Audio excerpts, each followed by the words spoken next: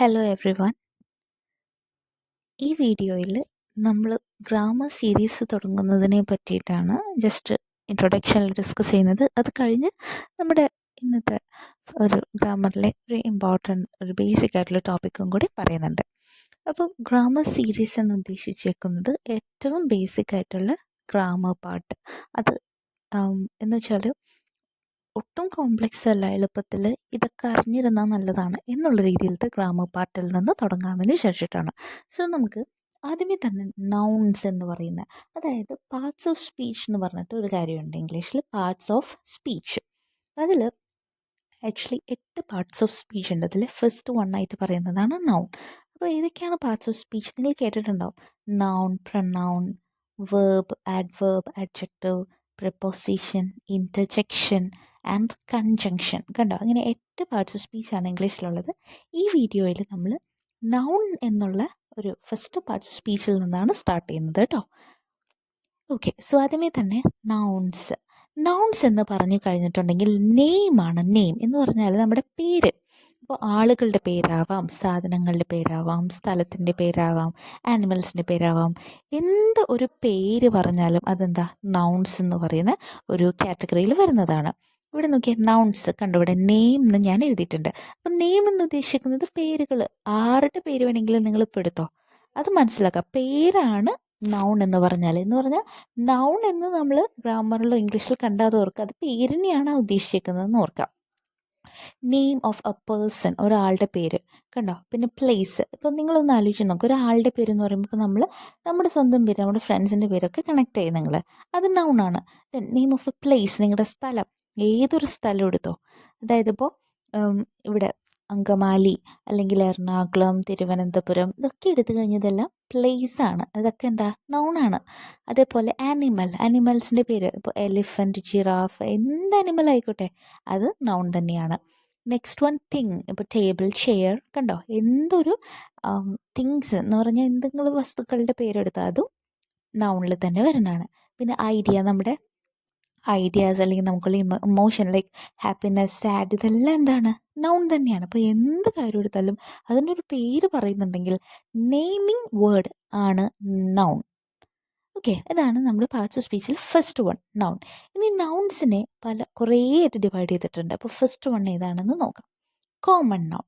Common noun എന്ന് പറഞ്ഞാൽ ഞാൻ ആദ്യമേ തന്നെ എക്സാമ്പിൾ എന്ന് പറഞ്ഞു തരാം കേട്ടോ, അതാണ് എളുപ്പം. ഇപ്പോൾ ബോയ്, നമ്മളിപ്പോൾ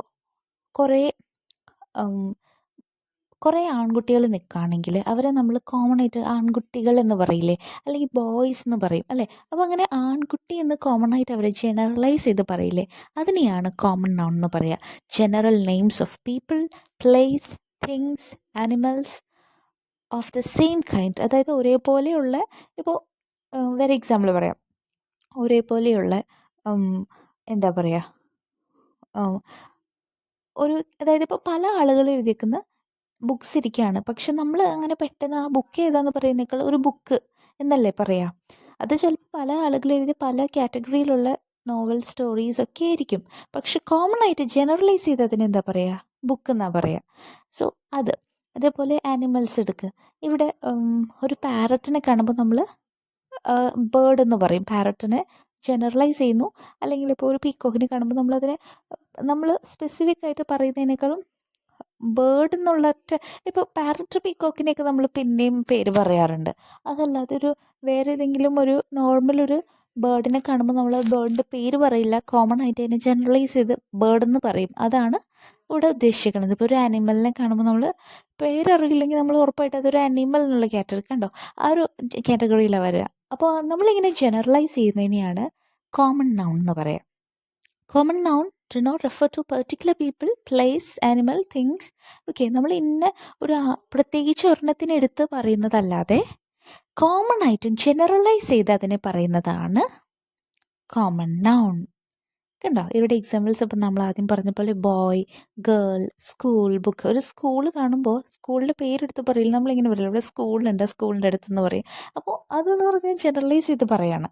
അങ്ങനെയുള്ളതെല്ലാം സ്കൂളായതുകൊണ്ട് സോ അതിനെ സ്കൂൾ എന്ന് പറയുന്നു. ഓക്കെ, സോ ഇതാണ് കോമൺ നൗൺ.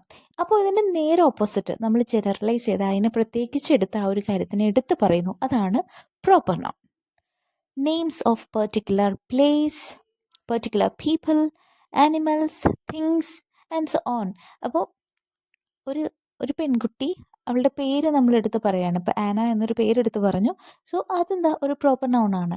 പിന്നെ ഒരു സ്ഥലം, പ്രത്യേകിച്ച് ഞാനൊരു സ്ഥലം എറണാകുളം എന്ന് പറയുന്ന സ്ഥലത്തിനെ പ്രത്യേകിച്ച് അതെടുത്ത് പറയുകയാണ്. എനിക്ക് നാളെ എറണാകുളത്ത് പോകണം എന്ന് പറയുമ്പോൾ എറണാകുളം എന്ന് പറയുന്ന ഒരു പെർട്ടിക്കുലർ സ്ഥലം നമ്മളവിടെ മെൻഷൻ ചെയ്യുകയാണ്. ബാലരമ, കുറേ ബുക്സ് ഉണ്ട്.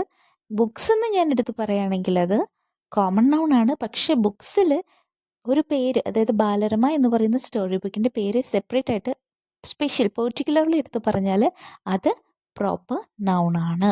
അപ്പോൾ ഇതാണ് പ്രോപ്പർ നൗണും കോമൺ നൗണും. കോമൺ നൗൺ എന്ന് പറഞ്ഞാൽ നമ്മൾ ജനറലൈസ് ചെയ്ത് പറയുന്നത്. പ്രോപ്പർ നൗൺ എന്ന് പറഞ്ഞാൽ ഒരു സ്പെസിഫിക് ആയിട്ട് അതിന് മാത്രം പെർട്ടിക്കുലർ ആയിട്ട് എടുത്ത് പറയും, പേരെടുത്ത് പറയും. അതിനെയാണ്, അതായത് അതിൻ്റെ പെർട്ടിക്കുലർ നെയിം എടുത്ത് പറഞ്ഞു, അങ്ങനെയാണെങ്കിൽ അത് proper noun. Next one collective nouns ആണ്. കണ്ടോ, പേരിൽ തന്നെ ഉണ്ട്. Names of groups of people, animals or things. ഗ്രൂപ്പ്സിനെ നമ്മൾ പറയുന്നതിനെയാണ് കളക്റ്റീവ് നൗൺ എന്ന് പറയും. ഇപ്പോൾ ഗ്രൂപ്പിനെ നമ്മൾ ടീം എന്ന് പറയും. ടീമിൽ ഒരുപാട് മെമ്പേഴ്സ് ഉണ്ടല്ലോ.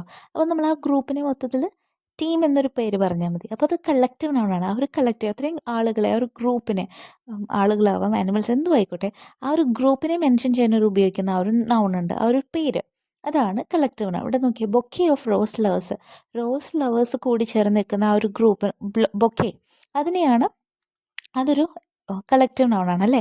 റോസ് ലവേഴ്സ് എല്ലാം കൂടെ കൂട്ടി ചേർന്ന് കഴിഞ്ഞാൽ അത് ഒരു ബൊക്കെയാണ്. അപ്പോൾ അതിനെയാണ്, അതൊരു കളക്റ്റീവ് നൗണാണ്. അവിടെ യൂസ് ചെയ്തിരിക്കുന്നത് ബൊക്കെ എന്ന് പറയുന്ന കളക്റ്റീവ് നൗണാണ്. സോ നമ്മൾ 3 പറഞ്ഞു: common noun, collective noun. Okay, ഇനിയും നെക്സ്റ്റ് വൺ ആണ് അബ്സ്ട്രാക്റ്റ് നൗൺസ്. അബ്സ്ട്രാക്റ്റ് എന്ന് പറഞ്ഞു കഴിഞ്ഞാൽ നമുക്കങ്ങനെ കാണാനായിട്ട്, അതായത് ഒരു നമ്മൾക്കിങ്ങനെ ടച്ച് ചെയ്യാനൊന്നും പറ്റില്ല. അതായത് ഇപ്പോൾ എക്സാമ്പിൾ നോക്കാം, ഹാപ്പിനെസ്. ഹാപ്പിനെസ് എന്ന് പറയുമ്പോൾ നമുക്കത് ഇങ്ങനെ എടുത്തു പറഞ്ഞ് കാണാൻ പറ്റുന്നതല്ല. അതെന്താണ്, നമ്മുടെ ആ ഒരു ചിരിക്കുക എന്ന് പറഞ്ഞിട്ടുണ്ടെങ്കിൽ ദാറ്റ് ഈസ് ഒരു ഇമോഷനാണ് അവിടെ അല്ലേ. അല്ലെങ്കിൽ സാഡ്, അതും ഒരു ഇമോഷനാണ്.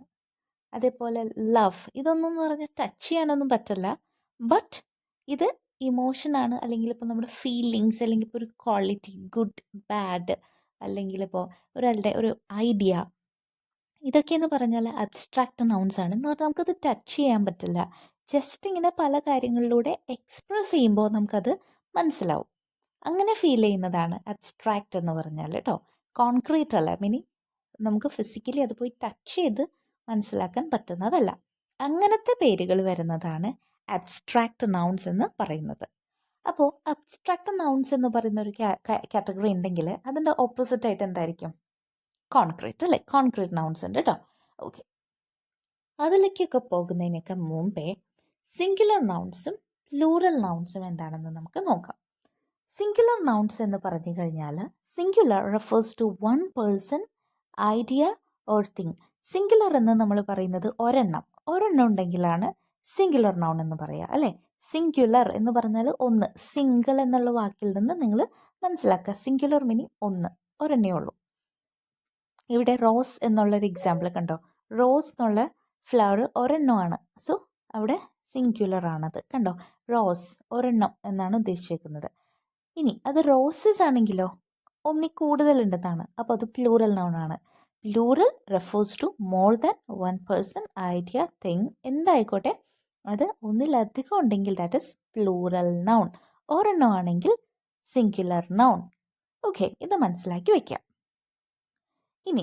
ഇനി നമുക്ക് എങ്ങനെയാണ് സിംഗുലർ നൗണിലായിരിക്കുന്ന ഒരു വേർഡിനെ പ്ലൂറൽ നൗണിലേക്ക് കേട്ടോ മാറ്റുന്നത്. How to make singular nouns to plural, എങ്ങനെ പ്ലൂറലിലേക്ക് മാറ്റാം.